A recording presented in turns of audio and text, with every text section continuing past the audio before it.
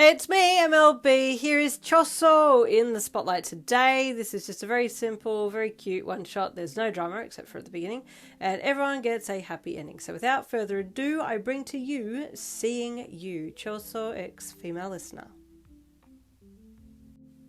Life had always been odd for you. Your earliest memories were of you and your mother living in the forest together. You had an old, broken-down house that you lived in up until you were about 12, and then one day, men from the local town came into the house and brutally murdered your mother in front of you. As they had entered the house, they had been saying strange things like, "She's possessed, we need to kill her," and "Who is she screaming for? She's gone insane." "I see her talking to thin air in town and laughing like she's gone mad. Kill the demon!" Your mum, terrified, started screaming for you, calling you by name as you stood there in the corner of the room and watched the men beat her to death. You had cried. You had begged for them to stop, but they had either ignored you or not even seen you. Even after they killed your mum and ransacked the house, they didn't even acknowledge you as you sat holding her form in your arms while your tears mixed in with her blood. One had even almost kicked you as they left the house. What kind of cruel world was this? You didn't know who your father was, and your mum had told you that she didn't know either. She had said that she had just woken one day realising that she was pregnant, and when she told her family about it, they had kicked her out. That's why you and her had been living in the forest together. After that day, you left the house, setting it on fire as you left so that it would cremate your mother's body and send her peacefully into the afterlife.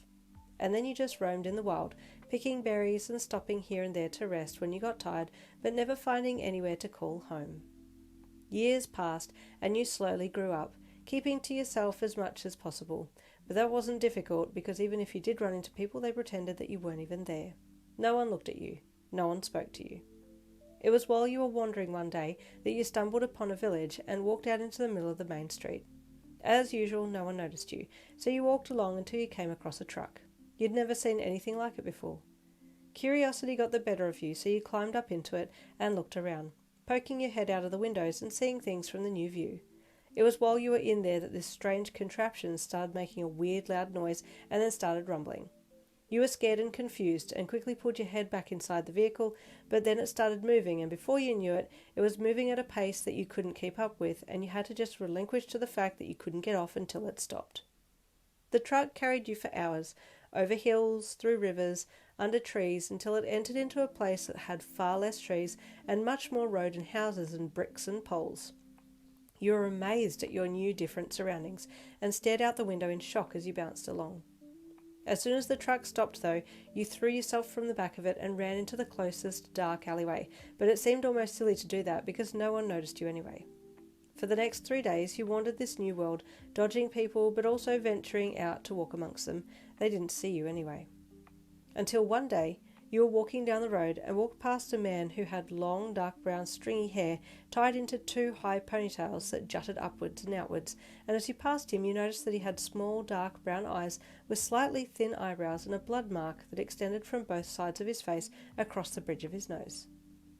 What an interesting looking man, you thought as you passed him, your eyes locking with his. But then it struck you.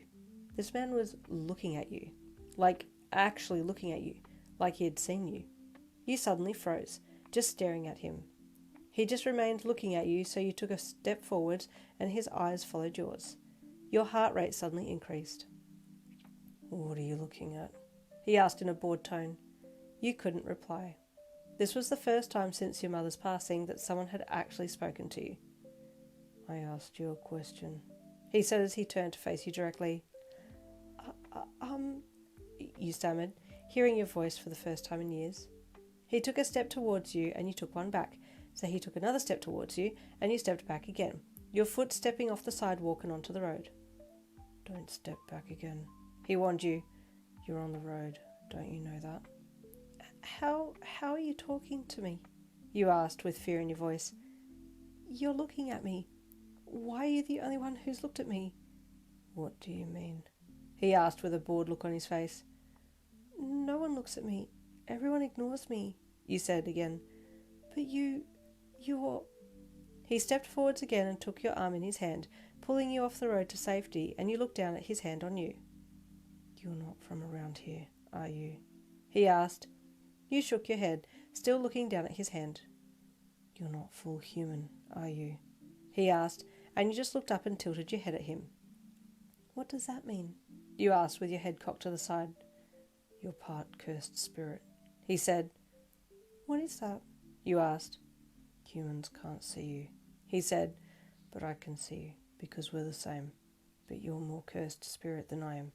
People can see me, but they can't see you. That's why they ignore you. You just blinked at him. Who was this amazing new creature who was telling you about all these things? How did he even know this stuff? He could see you were baffled by this and so sighed and dragged you with him as he headed off down the road. Come with me.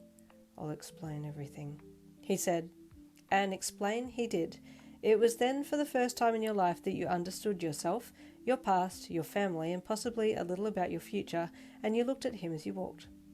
So that's why they killed my mum.